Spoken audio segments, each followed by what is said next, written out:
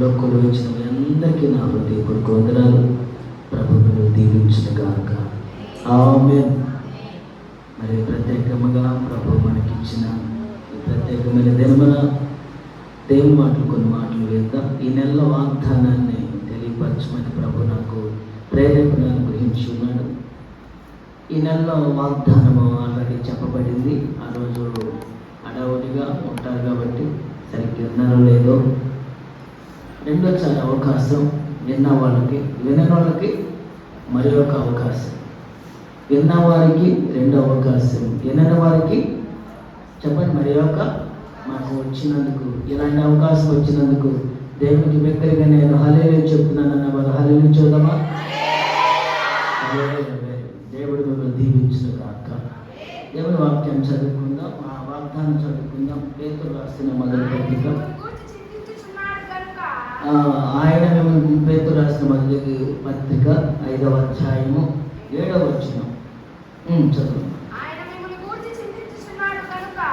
మన గురించి చింతిస్తున్నాడట. మీ చింత యావత్తు ఎవరి మీద చేయాలట? ఎవరి మీద?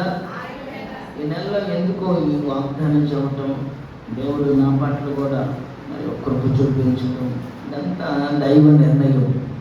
ఇది ఎవరి నిర్ణయము? ప్రతిదీ దైవ నిర్ణయమే. మనం అనుకుంటాం దేవుని బిడ్డలు ఏది ప్రారంభించినా దేవుని సన్నిధిలో ఆయనతో ప్రారంభిస్తే, ఆయన దగ్గర విచారణ చేసి ప్రారంభిస్తే సమస్తమును సమకూర్చి ఆయన ప్రజలకంట ఏం చేస్తాడంట?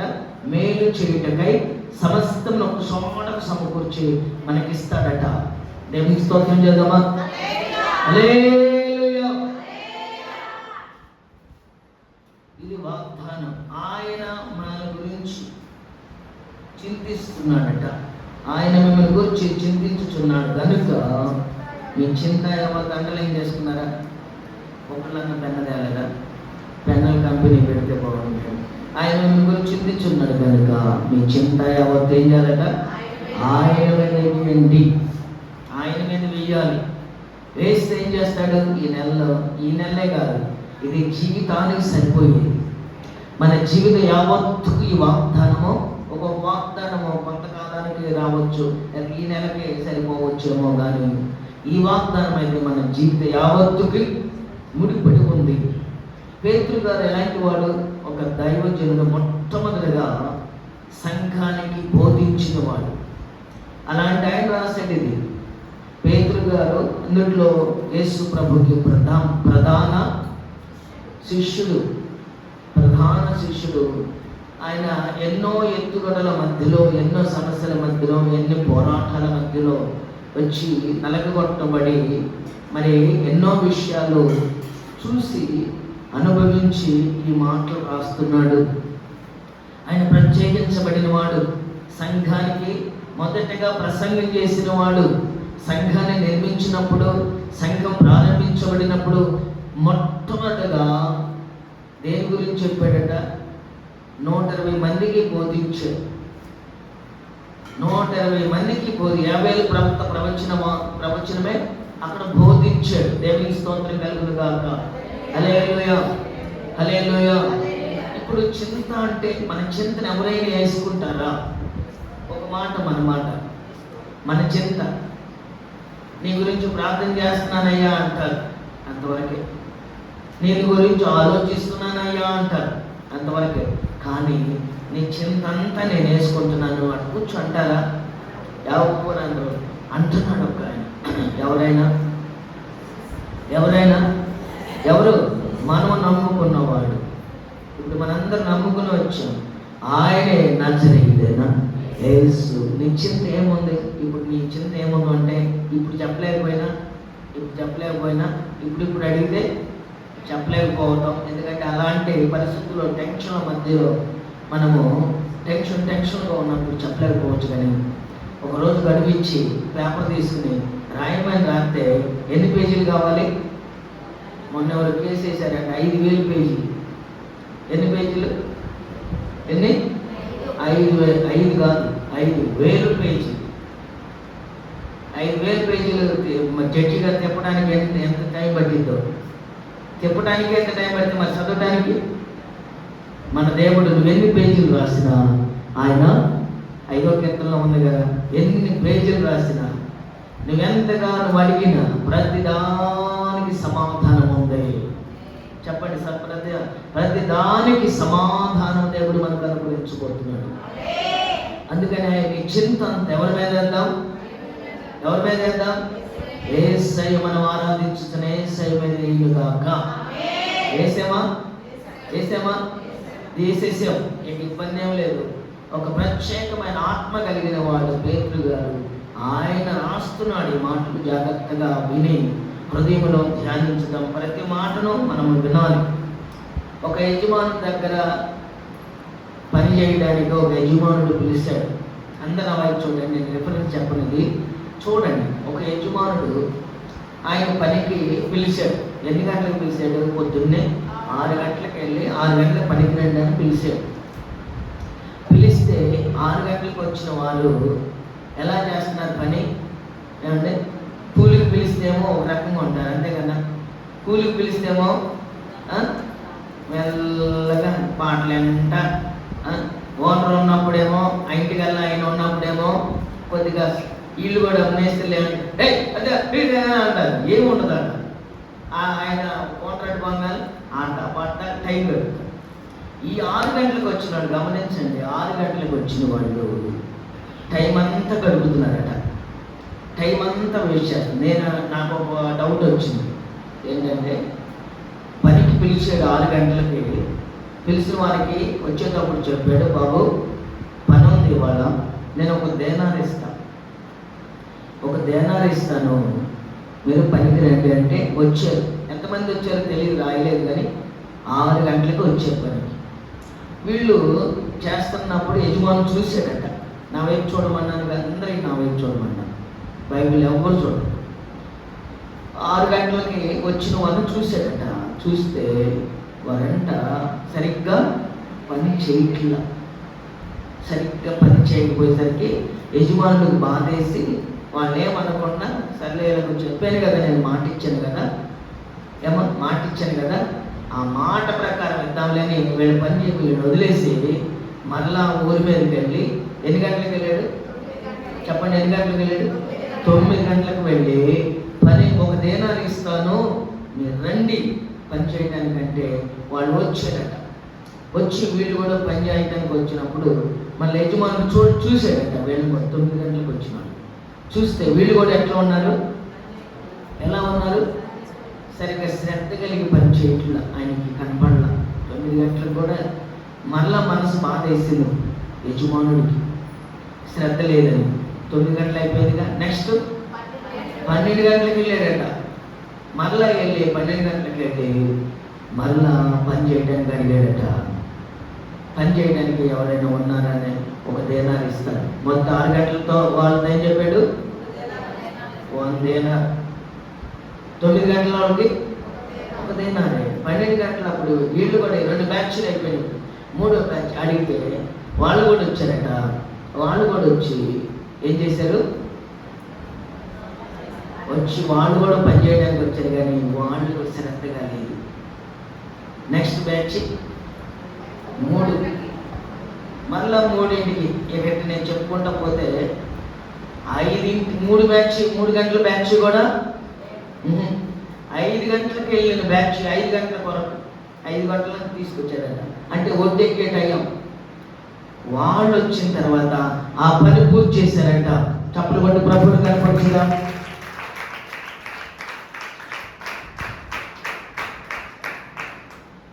ఐదు గంటలకు వచ్చిన వాళ్ళు ఏం చేశారు? చెప్పండి, పని పూర్తి చేశారు. గట్టు మీదకి యజమానుడు కూర్చున్నాడు ఒక చోట, టేబుల్ పెట్టుకుని ఉంటుంది. కూర్చుని డబ్బులు పెట్టుకున్నాడు. అక్కడ ఏమి ఇస్తానన్నాడు? 6 గంటల వాళ్ళకి 6 గంటలు వచ్చిన వాళ్ళందరూ క్యూలో నిలబడమన్నాడంట. నిలబడ్డారు. వాళ్ళకి ఏమి ఇచ్చాడు? 1 దేనార్ ఇచ్చాడు. 1 దేనార్. మీరు వెళ్ళిపోండి అన్నాడు. వెళ్ళాల పక్కన నుంచున్నారు. తర్వాత 9 గంటల లైన్లో నిలబడమన్నారు. అలాగే అనుకున్న మాట ప్రకారం ఇచ్చేసాడు. 12, 3 అనుకున్న ప్రకారం ఇచ్చాడు. 5 గంటలకు వచ్చిన వాళ్ళు వాళ్ళకు కూడా 1 దేనార్ ఇస్తే ఈ 6 గంటల వాళ్ళు 9 గంటల వాళ్ళు అంటారు, ఏమంటారు, ఇది ఎక్కడ న్యాయము? మేము 6 గంటలకు వచ్చాము, 1 దేనారు ఇచ్చావు, గట్టెక్కపోయేటప్పుడు వచ్చిన వాళ్ళకి కూడా 1 దేనారు ఇచ్చావు, ఇది ఎంతవరకు సబాబు అని అడిగితే అప్పుడు ఆ యజమానుడు అంటున్నాడు, నేను ఒప్పుకున్నది నీకు ఎంత? 1 దేనారే. నీకు ఇస్తానన్నది నీకు ఇచ్చాను, అది నా ఇష్టం కదా. ఇప్పుడు నా సొమ్ము కాబట్టి నా ఇష్టం, నేను ఎంతైనా ఇచ్చుకోవచ్చు. దీని అర్థం ఏంటంటే 6 గంటలు వచ్చిన వాళ్ళు నిజంగా పని చేస్తే ఇంకో 2వ బ్యాచ్ పిలవాల్సిన పని లేదు కదా. ఏమన్నా నిద్రపోతున్నారా? 6 గంటలకు వస్తే 6 గంటలు పని వాళ్ళు చేస్తే 9 గంటల బ్యాచ్ అవసరం లేదే. దీని అర్థం ఏంటి? ప్రారంభంలో నువ్వు ప్రార్థనకు వచ్చాను అంటున్నావు, 6 గంటల వాళ్ళకి లాగా ఉన్నావా?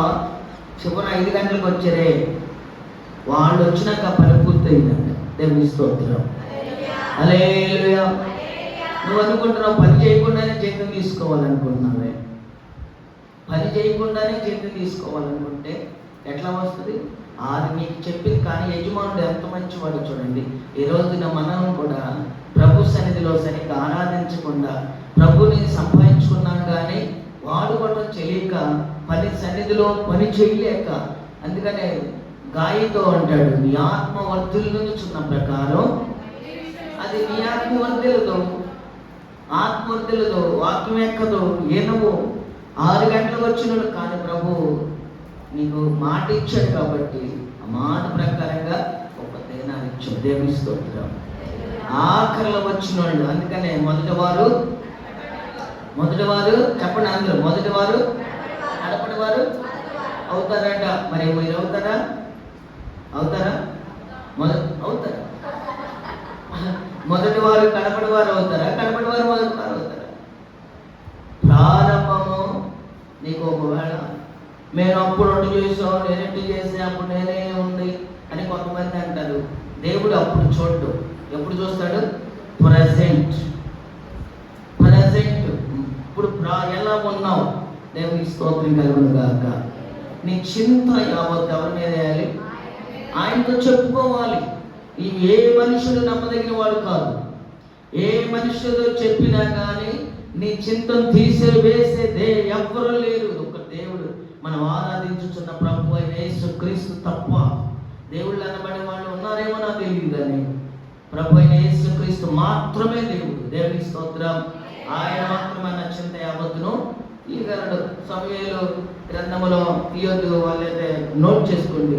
సమూయేలు రాసిన మొదటి గ్రంథం 9వ అధ్యాయము 5వ వచనం. అక్కడ సౌలు గాడిదలు పోయినాయని తండ్రి పంపిస్తాడు. గాడిద కోసం తిరుగుతా ఉంటాడు, అవి దొరకవు. అప్పుడే ఈలోపు రోజు గడితే తండ్రి అక్కడ ఏం చేస్తున్నాడు? విచారిస్తున్నాడు. దేవుని స్తోత్రం. ఎందుకు తండ్రి విచారిస్తుంది? దీని అర్థం ఏంటంటే మన నిమిత్తం ఒక తండ్రి విచారిస్తున్నాడేమో. ఒకసారి ఆలోచించిపోయారా? మన విరోధంగా ప్రభుకి ప్రార్థించకపోవటమే ప్రభుకి విరోధం, స్తుతించకపోవటమే విరోధం, సరిగ్గా దైవ సన్నిధికి రాకపోవటమే విరోధం, ప్రభుని చింతిస్తమే. అయినను ఆయన ఏమంటున్నాడు? నా బిడ్డ చింతించకూడదు, నా బిడ్డ విచారపడకూడదు. అందుకని నీ చింత యావత్తేమన్నాడు?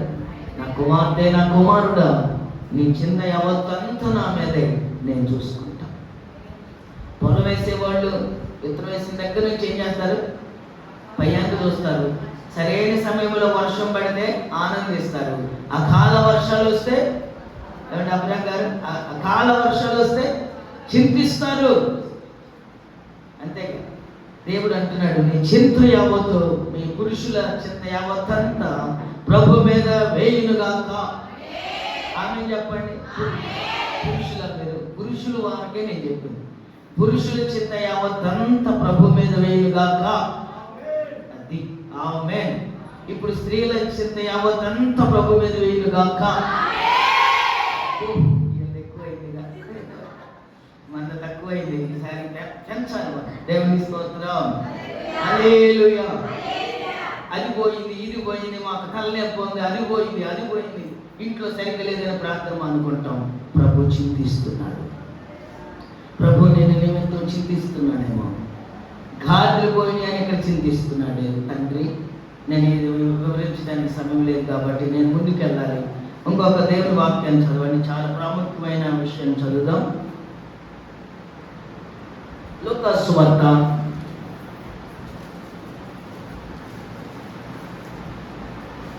10వ అధ్యాయం 40వ వచనం చదువు. మార్త అందరూ తీసారా? మార్త విస్తారమైన పని పెట్టుకున్నాడు చేత తొందరపడి ఆయన వద్దకు వచ్చి ఏమంటుంది? మార్త విస్తారమైన పనులు పెట్టుకుని యేసయ్య దగ్గరకు వచ్చి చదవండి. ప్రభువా, నేను ఒంటరిగా పని చేయటకు నా సహోదరి నన్ను విడిచిపెట్టినందున నీకు చింత లేదా? నాకు సహాయం చేయమని. దేవునికి స్తోత్రం. హల్లెలూయా, హల్లెలూయా. బేతనియా గ్రామములో బేతనియా గ్రామములో ఇక్కడ మరియా, మార్త, లాజర్ అనే కుటుంబం ఉంది. ప్రభు అంట తరచుగా వెళ్తాడంట వాళ్ళ కుటుంబానికి, తరచుగా వెళ్తూ ఉంటాడట. వెళ్తే ఆ ఇంట్లో 2 ఆడపిల్లలు, మగపిల్లడు అడ్రస్ ఉండడు. ఎక్కడికి వెళ్ళాడు? అడ్రస్ ఉండడు. ఎక్కడికి వెళ్తాడు? యేసు ప్రభు వస్తున్నాడని, ఒరే మీ ఇంటికి యేసు ప్రభు వస్తున్నాడు అని ఎవరో ఒకళ్ళు అన్నారనుకో, డ్రమటికల్గా చెప్తున్నాను. వెంటనే లాజరు గారు ఏం చేస్తాడు? వెంటనే ఇటుకుండా ఈ బజార్లో గుండా వెళ్ళిపోయి ఎక్కడ కూర్చుంటాడు? దుష్టుల దగ్గర. ఎక్కడో చూడండి, దుష్టులు అంటే నేను ఎందుకంటే దుష్టుల ఆలోచన చొప్పున్నాడు ఒక వాక్యంలో ఉంది కాబట్టి ఆ మాట అన్నా. అక్కడ కూర్చుని వాళ్ళ ఆలోచనలు వేరుగా ఉంటాయి. ప్రభు ఇంట్లోకి రాగానే మార్త ఏం చేసిందట? ఎప్పుడు వంటగదిలో ఎప్పుడు ఉల్లిపాయలు జరుపుకుంటా ఉంటుందంటే, ఎప్పుడు ఉల్లిపాయలు జరుగుతాం, అది జరుగుతాం, ఇది జరుగుతాం, ఎప్పుడు విస్తారమైన పని. ఈరోజు ప్రార్థన అనే ఒక మనకు ప్రకటన పడింది, ముందుగా తెలిసింది. అప్పుడు ఏం చేయాలి? మనం సిద్ధపడి ఉండాలి, ముందుగా లేకపోవాలి, అన్ని సిద్ధపరచుకోవాలి. కానీ మనం ఏం చేస్తామంటే ప్రార్థన ఎంత వినబడినా ఏం చేస్తాం? ఏం చేస్తాం చెప్పండి? ఏం చేస్తాం? పని చేసుకొని ఎప్పుడు ఇక్కడ మొదలు ప్రార్థన అప్పుడు మనం ఏం చేస్తాం? అంట్లు తర్వాత అప్పుడు వేసుకెళ్తారు, నెత్తి మీద పెట్టుకుని బుట్ట కట్ట. మా దగ్గరంతా ఉంటారు. మేము ప్రార్థనకి గబా కింద మీద పడుకుంటా, ఆడకాలు ఏడకాలు వేసుకుంటా వస్తుంటే వీళ్ళు ఏం చేస్తారు? నెత్తి మీద పెట్టుకుని ప్రశాంతంగా వెళ్తారు. బైబిలే దేవుడు అంటే మనము ఇక్కడ మార్త పైగా విస్తారమైన పనుల్లో ఉండి దేవుని యేసయ్య దగ్గరకు వచ్చి వాళ్ళ చెల్లి ఉంది కదా మరియా, ఆమె ఎప్పుడు యేసు పాదాల దగ్గర ఉంటుందంటే దేవుని స్తోత్రం. యేసు పాదాల దగ్గర ఉన్న వారికి చింత ఉండదు. ఎందుకంటే మన చింత ఎవరి మీద ఏమంటున్నాడు? ధోనిలో ఆయన ప్రయాణించేటప్పుడు ఆయన అమరమనం ఉన్నాడంట. అమరమనం కింద ఉన్నాడు. కిందకు కొనుక్కుని తలగడ వేసుకుని కొనుక్కుంటే అక్కడ పెద్ద పెరుగుతుపాను గాలివాన వస్తే శిష్యులంతా భయపడ్డారు. అవన్నీ నేను చెప్తాను. దేవుని స్తోత్రం కలుగును కాక. ఇప్పుడు ఆడవాళ్ళు ఇప్పుడు పనులన్నీ పెట్టుకుని టైం కదలదాడు. ఆ రోజే ఈరోజు 10 గంటలకి ప్రార్థన, ప్రత్యేకమైన ప్రార్థన పెట్టుకున్నాం. ఉపవాస ప్రార్థన, సహవాస కూడుకో లేదా ఇంకోటో పెట్టాం. అప్పుడే కొత్త చేస్తారు పనులు. రోజు చేయరు, రోజు కూర్చునే ఉంటారు. ఆ రోజే లోపల నుంచి ఇల్లు వాళ్ళని బట్టి అవి తీసి లోపల నుంచి ఆ రోజు ఓడవరు. ఆ రోజే గళ్ళు కడతారు. ఆ రోజే పని బయటికి వెళ్ళి వస్తారు. ఆ రోజే మేకులు పోతారు. ఆ రోజే చావుడేద్దామనుకుంటారు. ఆ రోజే గుడ్లు కట్టాలనుకుంటారు. ముందు రోజు కట్టారు, వెనక రోజు కట్టారు. ఆ రోజే తెనాలు పోవాలనుకుంటారు. ఆ రోజే బండి కొనుక్కోవాలనుకుంటారు. ఏ రోజు ప్రార్థన ఉన్న రోజు. దేవుని స్తోత్రం. ఇవన్నీ నేను ఎందుకు చెప్తున్నానంటే ఎవరిని విమర్శించి కాదు. ఇంకో రోజు కొనుక్కోవచ్చు. ప్రభు మనతో ఉంటే ప్రతిరోజు మనకి, ప్రభు మనతో ఉంటే ప్రతిరోజు పెళ్లి దినమే, ప్రతిరోజు విందే, ప్రతిరోజు పండగే. దేవుని స్తోత్రం. హల్లెలూయా.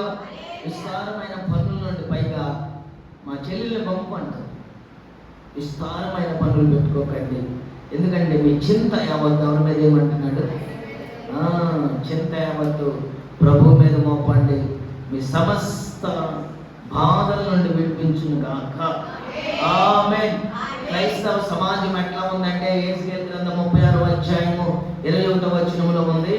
క్రైస్తవ యొక్క విషయాలు ఎట్లా ఉన్నాయంటే ఇప్పుడు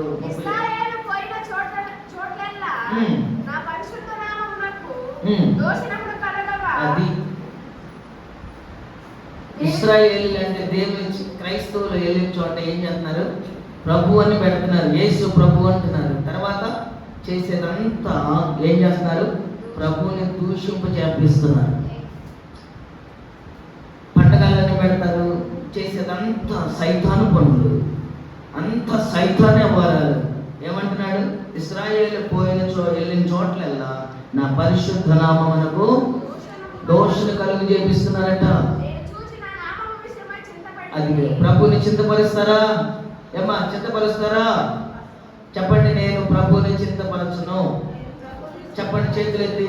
నేను ప్రభు యేసయ్యను చింతింప చేయును, చింతపరచును. నా వలన యేసయ్య చింతపడితే ఈ రోజు నుండి నన్ను క్షమించి ఆయన బిడ్డగా నన్ను ఆయన కౌగిటిలో భద్రపరిచి చేర్చుకున్నాక. ఎందరు చెప్పారు ఈ మాటలు? ప్రతి వారు ఈ రోజున ఈ వాగ్దానం మీకు నెరవేర్చబడును గాక, నెరవేర్చబడును గాక, నెరవేర్చబడును గాక, నెరవేర్చబడును గాక. చాలా విషయాలు ఉన్నాయి కానీ మొదటి మాట ఈరోజు, మొదటి మాటలోకి వెళ్దాం. మనకి ప్రభు మనకి నమ్మకస్తుడు. దేవునికి స్తోత్రం. నమ్మకం. మనము కొన్ని విషయాలు మనకు నమ్మకం. పలానా వాళ్ళు చెప్పారంటే నమ్మకం, పలానా వారు చెప్తే మనకు నమ్మకం, పలానా చెప్తే నమ్మరు. అది నిజమైన నమ్మరు. కొంతమంది చెప్తే అబద్ధం చెప్పిన నమ్ముతారు. మొదటి మాట నమ్మకం, కాన్ఫిడెంట్, నమ్మకం. మార్క్స్ వార్త ఇప్పుడు తీయండి, 4వ అధ్యాయము. మార్క్స్ వార్త మొదటి మాట నమ్మకము. తప్పక వెళ్ళిపోదాం. 4వ అధ్యాయము 35 నుంచి చదువుకుంటే. ఆ దినమే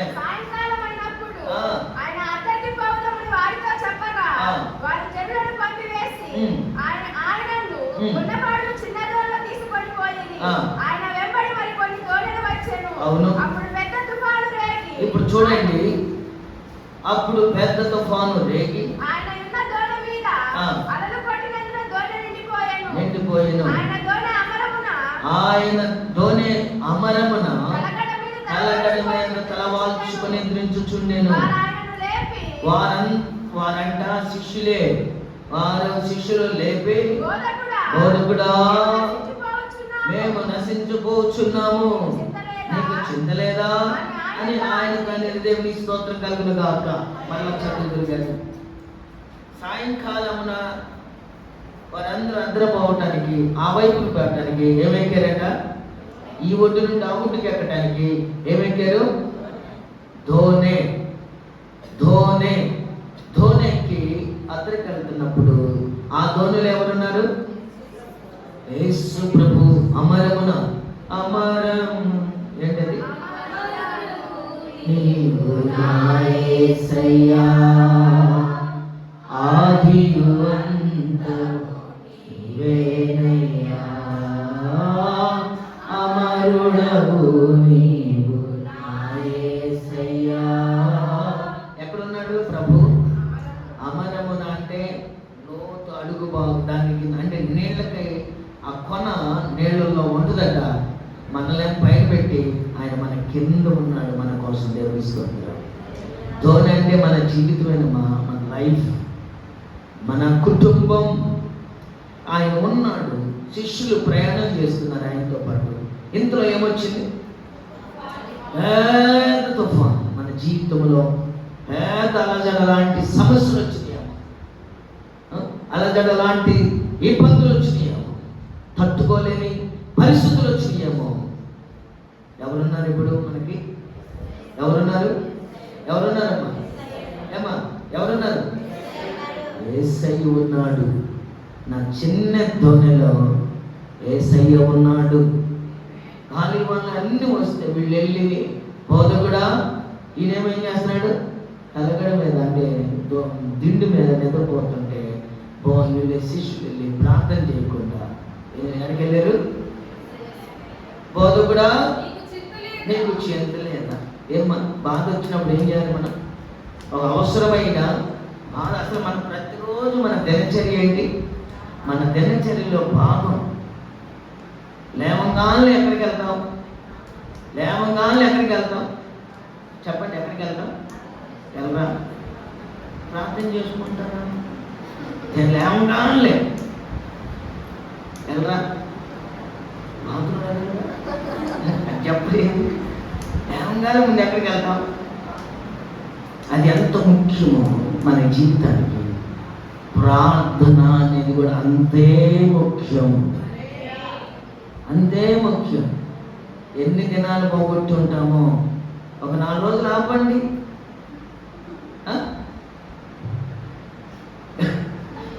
4 రోజులు ఆపండి. దేవుని స్తోత్రం, హల్లెలూయా. అదే దేవుని స్తోత్రం, హల్లెలూయా. దేవుని ప్రార్థన అనేది అంత ముఖ్యం మన జీవితం. వీళ్ళు ప్రార్థన చేయకుండా ఎక్కడికి వెళ్ళారు? వీళ్ళంతా ఈ బ్యాచ్ ఏ బ్యాచ్ అంటే ప్రార్థన చేయాలి. ఏకాడికి పాస్టర్ గారు ప్రార్థన చేయాలి. ఏ బాధ వచ్చినా ప్రార్థన చేయి. మనం చెయ్యి, మోకాళ్ళు అయ్యి ప్రభు అని అడగవు. ఎప్పుడు పాస్టర్ గారే ఎప్పుడు. ఒక ఆమె ఉంది, ప్రార్థనకి ఆమెకి ఏ సమస్య వచ్చినా, మరి నా వైపు చూడండి, అందరూ ఏ సమస్య వచ్చినా ప్రార్థన మందిరానికి వచ్చిందట. గంట ప్రార్థన చేసుకునేదట, కన్నీరు కార్చి ప్రార్థన చేసుకునేదంట. తిరిగి ఇంటికి వెళ్ళే లోపే ఆ సమస్య అంతా తీరిపోద్దట. తప్పులు కొట్టి కనపరుచుగా సమస్య చూసారా? వీళ్ళ నుంచి వెళ్ళే లోపే ఎవరు ప్రార్థన చేశారు? పలానోడు చేద్దాం, ఇది ఆడని పరిగెత్తి ఆటోలు వేసుకుని ఉండి ఆయన వచ్చిన దాకా ఆయన బ్రేక్ఫాస్ట్ చేసి బయటకు వచ్చే లోపు ఇక నీ బ్రేక్ఫాస్ట్ అయిపోతుంది. ఎవరి కోసం ఎదురు చూడాల్సిన పని లేదు. ఆ మందిరానికి పోతే ఎట్టయింది, ఈ మందిరానికి పోతే చీరాలు పోతే అదైంది, బాపట్ల పోతే అయింది, ఏమీ లేదు. నువ్వు ఉన్న చోటే ప్రతి దినము నీకు మందిరం ఒకటి సిద్ధపరిచాడు దేవుడు. నీకన్నా ఒక సంఘం సిద్ధపరిచాడు. సంఘములో సేవకుడు ప్రతిష్ఠించబడిన వాడా కాదా అది చూసుకోవాలి. సంఘము మనకి ప్రతిష్ఠించబడిందా కాదా, స్థిరపరచబడిందా లేదా, ఇది చూసుకుని మనం ఉంటే ఈ దేవుడు ఎక్కడైనా నీ మొరను ఆలకించే దేవుడు. హల్లెలూయా. యేసు ప్రభు దగ్గరికి వచ్చి నీకు చింత లేదా అన్నప్పుడు 39 అందుకు ఆయన లేచి గాలిని గద్దించి నిశ్శబ్దమై ఊరుకుండమని సముద్రంతో చెప్పగా గాలి అణిగి మిక్కిలి నిమ్మళమాయెను. అప్పుడు ఆయన మీరు ఎందుకు భయపడుచున్నారు? దేవునికి స్తోత్రం కలుగును గాక. అంటే ఇప్పుడు మనం భయపడుతున్నామంటే ఏమ్మా దేవుని బిడ్డలారా, ఇప్పుడు మీరు భయపడుతున్నారంటే ఎవరంట? భయపడే వాళ్ళు ఎవరు? దేవుని బిడ్డలు కాదు. భయపడకుండా ఉన్న వాళ్ళు దేవుని బిడ్డలు. హల్లెలూయా. మనం యేసయ్యను నమ్ముకున్నాం. ప్రభు నాకు ఉన్నాడు, ప్రభు నా పక్షాన ఉన్నాడు, నా ధోనిలో ఉన్నాడు. అది ఎలాంటిదైనా ఆపగలడు. ఎలాంటి చింతనైనా తీసేయగలడు, ఎలాంటి అవసరతనైనా తీర్చగలడు. నీకేం కావాలి ఇప్పుడు? నమ్మకం కావాలి. అసలు మాట మర్చిపోయి ఏం కావాలి మనకి? ఏం కావాలి? యేసయ్య అంటే మనకు నమ్మకం చాలు. మనుషులు పలానాడు చెబితే నమ్ముతావుగా, యేసయ్య నమ్మలేవా? నమ్మి వచ్చావు, నీ చింత యావత్తు ఆయన మీదే, విచారించాల్సిన పని. ప్రభువా, నా చింత యావత్తు నీ మీద వేస్తున్నాను. సమస్తమును చేయగలిగిన దేవుడివి, ఏదైనా చెయ్యి. కానా అనే పెండ్లి విందులో ఏమైపోయింది? ద్రాక్షారసం చాలా ఇంపార్టెంట్ అంట. మనకు ఒకవేళ భోజనాలు అయిపోతే అంటే బాత్రూంలో తిరిగి వెళ్ళేదనుకో, సగంలో అయిపోయినాయి అనుకో భోజనాలు, అందరూ తిరిగి వెళ్తుంటే నీకు ఎట్టుంటుంది? బాధ వేయటం ఏంది? బాధ వేయటం కాదు, రోకటి పోటు వేసినట్టు ఉంటుంది. గుండె మీద ఎట్టేసి ఉంటుంది. ఇక కారం మిల్లు దగ్గరికి వెళ్ళినప్పుడు కొట్టుకుంటారు. రోకటి పోటు. దేవుని స్తోత్రం కలుగుగాక. అక్కడ ద్రాక్షారసం చాలా ప్రాముఖ్యం. కానీ ఎందుకు అయిపోయిందని నేను వాక్యం చదువుతా గమనిస్తే, అక్కడికి యేసు ప్రభు వచ్చారు ఆ పెళ్లి మీదకి. ఆమేన్. ఆయన యజమానుడు ఎస్టిమేషన్, ఆ ఇంటి గల ఆ విందు యొక్క యజమానుడు ఎస్టిమేషన్ కొంతవరకే. చుట్టాలని, ఆ ఊరు వాళ్ళని, కానా అనే గ్రామంలో వాళ్ళని, వాళ్ళ రిలేటివ్స్ని అందరూ పిలుచుకుంటే ఒక 500-600 ఎస్టిమేషన్ వేసాడేమో. కానీ అట్లాగే ద్రాక్ష రసం చేపించాడు, వాళ్ళకి ఆనవాయితలు. కానీ ప్రభు వారు ఆ పెళ్లి విందుకు వచ్చినప్పుడు అనేకులు వచ్చారట. అది 2 బంతులకే ఏమైపోయింది? 2-3 బంతులకే ఏమైపోయింది? ద్రాక్షారసం అయిపోయింది. దేవుని స్తోత్రం. ద్రాక్షారసం అంటే అర్థమైంది తెలుసా?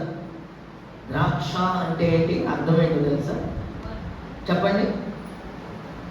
ద్రాక్ష ఎన్నోసార్లు చెప్పాలి. ఫలింపు, నిమ్ముఖము, తేజోమయము. ఇది ఒక ప్రత్యేకమైనది, స్థిరమైనది. స్త్రీలకు మరి ఎందుకనే పోల్చాయి కదా 125వ కీర్తనలో ఏముంది?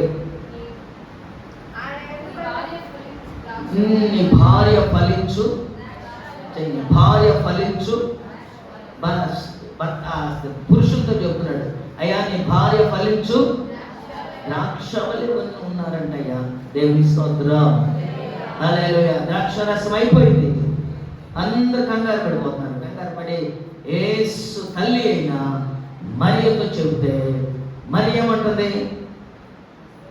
అయ్యా ద్రాక్షరసం అయిపోయింది అయ్యా యేసుతో చెబితే యేసు ప్రభు ఏమన్నారు?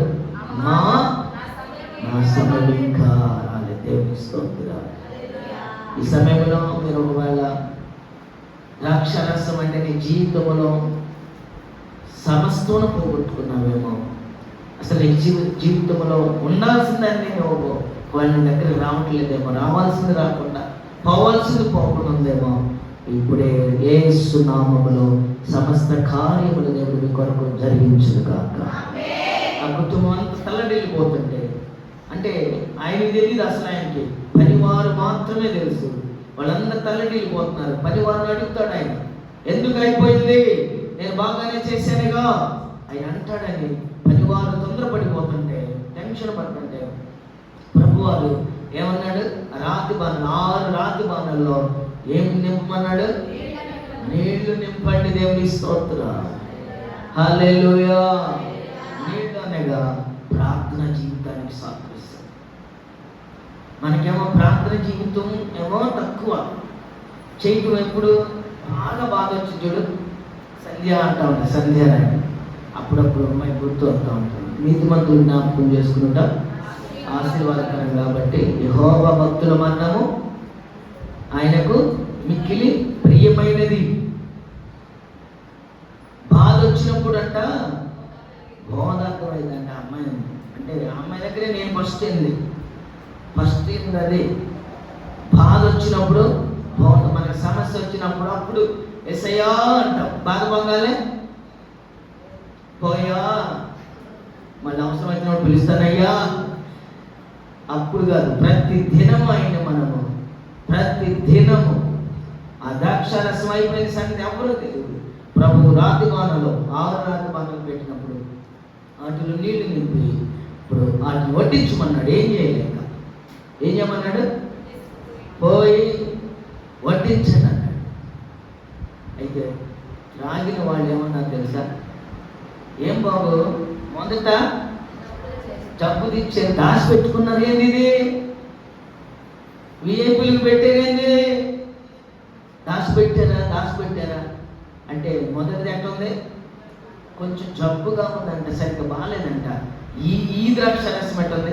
ప్రభు చేత నువ్వు మొదటి జీవితం ఒకవేళ ఎంతో బలాలు బాగాలేదేమో, ఇప్పుడు నీ జీవితం సుందరముగా ఆశీర్వాదకరంగా మార్చబడునుగా. ప్రభువులో వచ్చిన నీవు ఒక ప్రత్యేకతను ప్రారంభించబడునుగాక.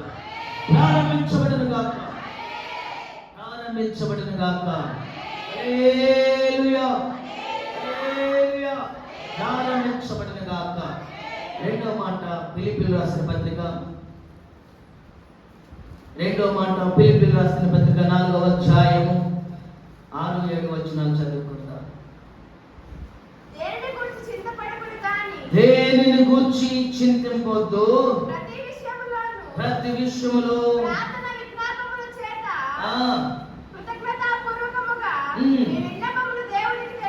దేవునికి స్తోత్రం. దేనిని గురించి చింతపడకుడు కానీ ప్రతి విషయములో ఏం చేయాలంటమ్మా? అందరూ చెప్పండి. ప్రతి విషయములో ప్రార్థన విజ్ఞాపనలు కృతజ్ఞత పూర్వకంగా మీ విన్నపములు దేవునికి తెలియచేయండి. ఆమేన్. ప్రార్థన చెయ్యాలి, విజ్ఞాపన చెయ్యాలి, కృతజ్ఞత చెయ్యాలి. దేవునికి స్తోత్రం. ప్రార్థన ఉండాలి. ప్రార్థన అంటే మీ ఇంట్లో ప్రార్థన ఉండాలి. అమ్మ నా మీద చూడండి, ఒక మాట వినాలి. మీ ఇంట్లో మీ సొంత ప్రార్థన ఉండాలి. మందిరంలో శనివారం ఏముండాలి? విజ్ఞాపన ప్రార్థన ఉండాలి. తర్వాత నీకు చేసిన మేలుని బట్టి నీ ఇంట్లో ఏముండాలి? కుటుంబ ప్రార్థన, కృతజ్ఞత ప్రార్థన ఉండాలి. ఈ 3 జరగాలి. దేవుని స్తోత్రం.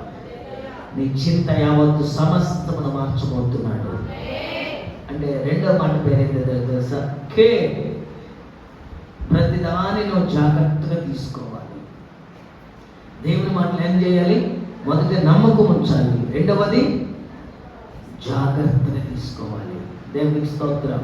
ప్రతి విషయం ప్రార్థన చేసేప్పుడు ఒక పద్ధతి ఉంది. ప్రార్థన చేసేట ఒక పద్ధతిని అనుభవించాలి. ఎలాగలా మనము పద్ధతి లేకుండా చేయకూడదు. ప్రార్థనకు వచ్చేటప్పుడు ఎట్టుండాలి? ఒక పద్ధతి ఉండాలి. ప్రార్థనకు వచ్చేటప్పుడు కొంతమంది ఎట్లా వస్తారు? కొంతమంది ప్రార్థనకు వచ్చే టీషర్ట్లు, అదేంటి నైట్ ప్యాంట్, మగోళ్ళు టీషర్ట్లు నైట్ ప్యాంట్లు వేసుకుని లుంగీలు కట్టుకుని వస్తూ ఉంటారు. ఏది పెద్దోళ్ళు సంగతి కాదు, కుర్రోళ్ళు. కొంతమంది రోజు కట్టుకునే వాళ్ళు కాదు నేను చెప్పేది, యవనస్తులు, చదువుకున్న వాళ్ళు ప్రార్థనకు వచ్చేటప్పుడేమో ఒక రకంగా వస్తారు, ఆ పెళ్ళికి వెళ్ళేటప్పుడేమో మరి ఒక రకంగా వెళ్తారు. మనం ఎప్పుడు ఎట్లా ఉంటామో అట్లాగే ఉండాలి. అదొకటి. ఆడవాళ్ళు వచ్చేసరికి ఎలా వస్తారు? రాత్రులు పూట ప్రార్థన పెడితే ఎలా ఉంటారు? ఈ షర్ట్కి పెట్టుకుని ఎడ పెట్టుకుని అది వేసుకుని వచ్చి ఇలా చేసేవాళ్ళు ఉన్నారు. పద్ధతి ఉంది. ప్రార్థన అంటే చాలా విలువైనది. అన్నిటికంటే నీ ఇష్ట వస్తువులన్నిటికంటే ప్రాముఖ్యమైనది ఏంటి? విలువైనది ఏంటి? ప్రార్థన. నీకు కలిగిన బట్టలు ఏమైనా ఉంటే నువ్వు ఎక్కడ వేయాలి? ప్రార్థనకు వచ్చేటప్పుడే మంచి బట్టలు. నీకు కలిగిన యావత్తును ప్రభు సన్నిధిలో నీవు ప్రత్యేకంగా చూపించాలి. ప్రత్యేకంగా మనం వెళ్ళేటప్పుడు ఎట్ట వెళ్తాం? ఎట్ట మారిపోతుంది.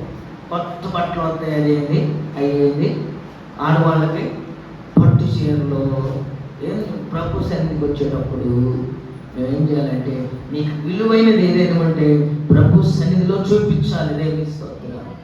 అప్పుడు ప్రభు అనుకుంటాడు, నా కుమార్తె నా కొరకు విలువగా చేస్తుందని ఆమె చింత యావత్తు నేను తీసివేయాలనుకుంటాడు. దేవుని స్తోత్రం కలుగును గాక. హల్లెలూయా, హల్లెలూయా, హల్లెలూయా. 7వ వచనం చదవమ్మా. అప్పుడు సమస్త జ్ఞానముకు మించిన దేవుని సమాధానము యేసుక్రీస్తు వలన మీ హృదయములకు మీ తలంపులకు కావలి ఉండును. చూసారా? ఇలా చేస్తే ఇంట్లో నీ సొంత ప్రార్థన ఉండాలి. రెండవది శనివారం విజ్ఞాపన ప్రార్థన ఉండాలి. మూడవది కృతజ్ఞత. అంటే దేవుడు చేసిన మేలుకి నువ్వేం చేయాలి? ఏం కలిగి ఉండాలి? ఇంట్లో కృతజ్ఞత. కొంత డబ్బులు ఖర్చు పెట్టాలి. ఎవరు ఖర్చు పెట్టాలి? దేవునికి, దేవుని బిడ్డలకి నువ్వు కృతజ్ఞత పెట్టుకుని కొంత డబ్బులు ప్రభు ఖర్చు పెట్టాలి. ఎప్పుడు దాచుకోవటం, ఆటి పెట్టడం, దేవుని కూడా ఖర్చు పెట్టాలి. దేవుని స్తోత్రం. ఇలా చేస్తే సమస్త జ్ఞానం మించిన దేవుని సమాధానము నీకు, నీ కుటుంబానికి, నీ యావత్తు సమస్తములకు కలుగునుగాక. దేనిని గురించి చింతించొద్దన్నాడు పౌలు గారు. దేనిని గురించి చింతించవద్దు. ప్రతి విషయములో మనం ఏం చేయాలి? ప్రతి విషయములో స్తుతి చెల్లించుచు పరిశుద్ధ పాడేదండి. పరిశుద్ధుడా పరిపూర్ణుడా నీ చిత్తమే నెరవేర్చుమా. పరిశుద్ధుడా పరిపూర్ణుడా నీ చిత్తమే నెరవేర్చుమా. ఆశ్రయుడా స్తుతి మహిమ ప్రభావం నీవేనయ్యా. హల్లెలూయా. మన కుటుంబ ప్రార్థన చాలా ముఖ్యమే, అన్ని ముఖ్యమే. వీటన్నిటిని మనం చేస్తే ఈ నెలలో ఇచ్చే వాగ్దానాన్ని దేవుడు నెరవేర్చి నడిపించునుగా, నెరవేర్చునుగా. జపనీయ గ్రంథం 3వ అధ్యాయం 18వ వచనం చదువుకుందాం. జపనీయ గ్రంథం.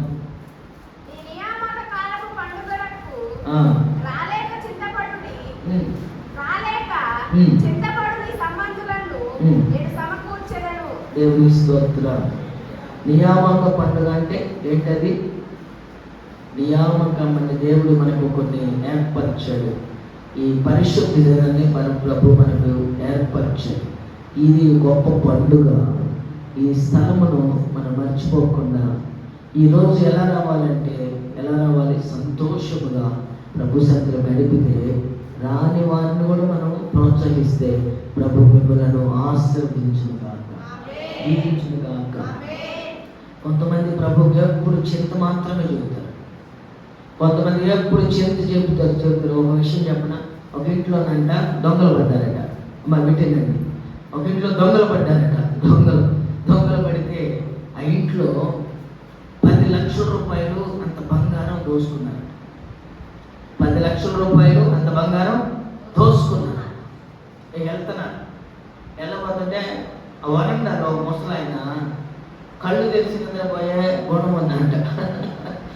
ఎట్ట నిద్రపోతాడు? నిద్రపోతాడు కానీ కళ్ళు తెరిచే గుణం. పగలు జరిగినవన్నీ నిద్రలో మొత్తం చదువుతాడట. వీళ్ళంతా అయిపోయి వెళ్ళబోయేటప్పుడు ఈయన చదువుతున్నాడట.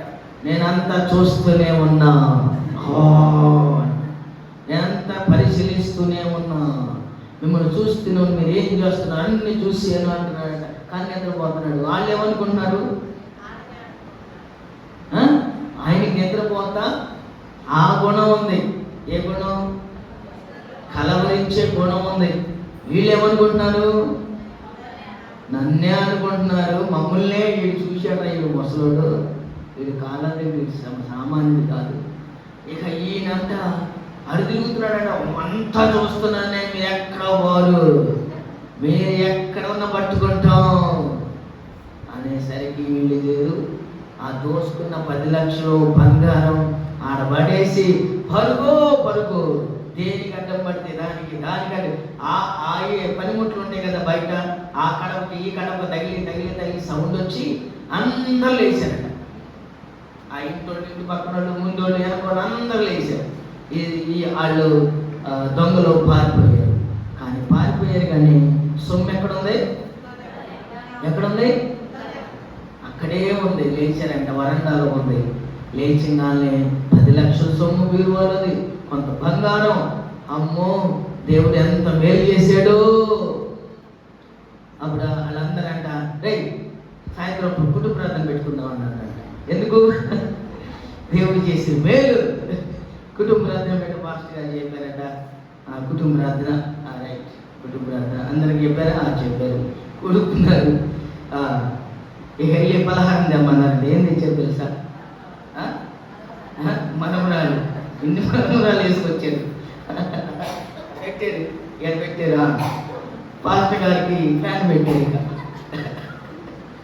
పాస్టర్ గారికి పెద్ద ఫ్యాన్ ఉంటుంది, టేబుల్ ఫ్యాన్ మీ ఇంట్లో ఉంటుంది పెద్ద ఫ్యాన్, ఆ పెద్ద ఫ్యాన్ పెట్టారు, దానికి పెట్టారు. పాస్టర్ గారికి పెట్టాలి, పాస్టర్ గారికి పెట్టింది, కానీ అక్కడేముంది ఆ ఫ్యాన్ పెట్టగానే అందులో సగం పోయింది. ఇప్పుడు ఇక పలహారం పెట్టేటప్పుడు ఆ సంఘ పెద్ద గారు ఇన్ని పెడుతున్నాడంట. ఎన్ని పెడుతున్నాడు? అట్ట పడుతున్నాడు. 10 లక్షల రూపాయలు దేవుడు కనుకరిస్తే ఏం తెచ్చాడు? ఆ మనలాగా సగం పోతే ఆ సంఘ పెద్ద గారు ఎట్ట పెడుతున్నాడు? అది ఇదా కృతజ్ఞత అంటే? ప్రభు సన్నిధిలో ప్రతి దినము ఏముండాలి? నీకు ప్రార్థన ఉండాలి, విజ్ఞాపన ఉండాలి, కృతజ్ఞత ఉండాలి. దేవుని స్తోత్రం.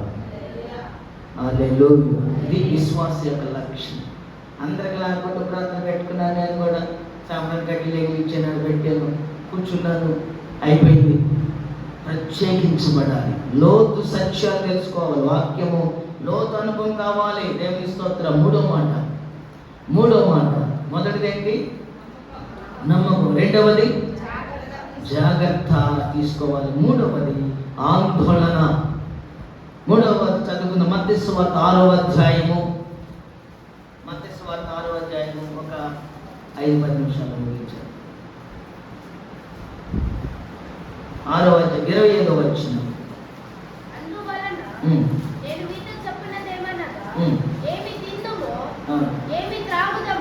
ఆందోళన చెందుతున్నారా? చదవండి, గమకం చదవండి. నువ్వు చదువు గమకం.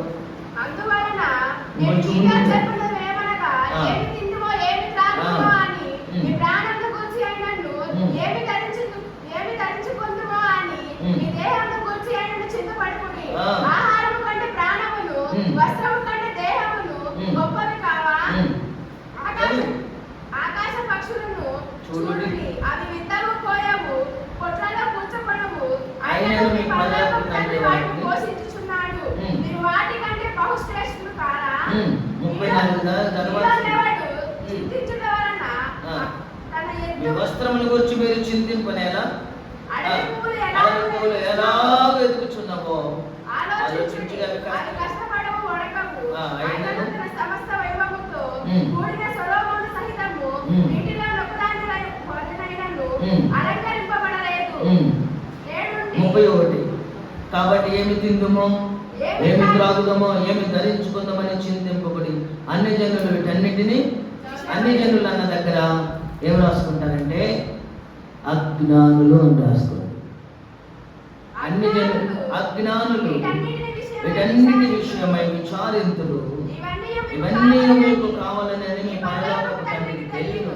కాబట్టి నోట్ చేయండి ఈ మాట. కాబట్టి మీరు ఆయన రాజ్యమును నీతిని మొదట వెదకుడి, అప్పుడు అవన్నీ మీకు అనుగ్రహింపబడును. రేపటిని గురించి చింతింపకుడి, రేపటి దాని సంగతిని గురించి చింతించును. ఏ నాటికి ఆనాటికి. హల్లెలూయా.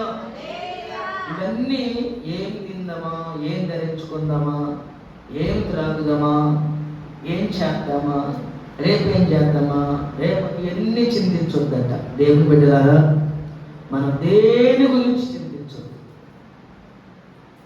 ఏం చేయాలి మరి? ఏం చేయాలి? ఆయన రాజ్యమును నీతిని వెతకటమే మనం. అప్పుడు అవన్నీ పరలోకం పొందిన తండ్రికి తెలుసట, ఆయన మనకు అనుగ్రహిస్తాడట. ఆమేన్ చూద్దామా? మనం ఏం చింతించాల్సిన పనే లేదట. చింతించాల్సిన కొంతమంది చింతిస్తూ ఉంటారు ఎప్పుడు. ఏందమ్మా ప్రార్థనకు రాలేదు, నేను డోర్ చచ్చిపోయింది. దేని విషయంలో వచ్చింది? ఏబులు మనం వెళ్ళలేదు కానీ ఏబు కుటుంబాన్ని ఆలోచించుకోండి ఒకసారి. దేవుని అన్ని జనులు అన్న దగ్గర ఎవరంట? అజ్ఞానులు ఇంటిని విచారిస్తారట. ఇప్పుడు మనం ఎవరు? అజ్ఞానం కాదు. ఎవరు మనం? జ్ఞానము. దేవుడు వాక్యం బైబిల్ వాక్యం చదివినానికి ఏమొచ్చిందట? ఈ వాక్యం చదివిన వారికి ఏమొచ్చింది? ప్రతిరోజు పఠిస్తున్న వారికి ఏమొచ్చింది?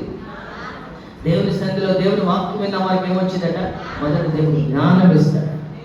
జ్ఞానవంతును, వయస్సు ఎందును, దేవుని దయందును, మనుషుల దయందును నీవు వర్ధులను గాక. ఇవన్నీ ఎక్కడి నుంచి వస్తాయి చెప్పండి? ఎక్కడి నుంచి వస్తాయి? ఎక్కడి నుంచి వస్తాయి? ఏడు తప్ప మన ఇంటికాడ పట్టుకోగా ఏ కాడికి రైస్ కుక్కరా? ఏంది రైస్ కుక్కరా? రైస్ కుక్కరేనా? అంతేనా? రైస్ కుక్కర్ లాగా ఎప్పుడు అటు ఇటు తిరగటం, ఎప్పుడు ఎళ్ళకాడికి లేదు. ఆడపిల్లలు కూడా ఎప్పుడు అటు ఇటు తిరుగుతారు. ఆ ఇంట్లో పోని ఇంట్లో పోని నేను చూస్తూ ఉంటాను. ఆడుంటాను, ఏడుంటాను. మగపిల్లలు ఆ పని ఎదిగినా కొంచెం స్వభావం, కానీ ఆడపిల్లలు మరి ఈ వాక్యం అంటే అలాగే పెద్ద ఈతాకులు ముళ్ళు మీద కూర్చున్నట్టు. ఇది అంటుకో వైపు నుంచి వాక్యం చదవమ్మా అంటే ఎప్పుడు కావాలి, ఇప్పుడు కాదండి. ఎప్పుడు? 40 ఏళ్ళ తర్వాత. అప్పుడు దంచుతాడు. అప్పుడు గుర్తొచ్చింది. దేవుని స్తోత్రం కలుగును గాక. ప్రభు మీకు ఇచ్చిన సమయాన్ని చింతించాల్సిన పని లేదు. ప్రతి చింత ఎవరి మీద? ప్రభు మీద వేస్తే ప్రభు పరలోకం ముందున తండ్రి మన కొరకు సమస్తమని ఏర్పరచును గాక. షడ్రక్ మేషక్ అబేద్నెగో అందరం బైబిల్స్ మూసుకుంటాం. షడ్రక్ మేషక్ అబేద్నెగోలు దానియేలు వారు దేని విషయంలో ఆందోళన చెందలేదు. అయ్యో ఈరోజు ఆహారం దొరకట్లేదు అని ఆందోళన చెందాల్సిన పని లేదు. దేవుని బిడ్డలారా, మొదటిగా మనము నమ్మకంగా ఉందాం. రెండవది జాగ్రత్త చూసుకుందాం. మూడవది ఆందోళన ఉండాల్సిన పని లేదట. ప్రతి ఆందోళన నుంచి దేవుడు విడిపించబడేది కాక. ఈ నెలలో ఈ వాగ్దానాన్ని స్థిరపరచును గాక. షడ్రక్ మేషక్ అబేద్నెగోలు దానియేలుకి వారి మీద విపత్తు వచ్చింది.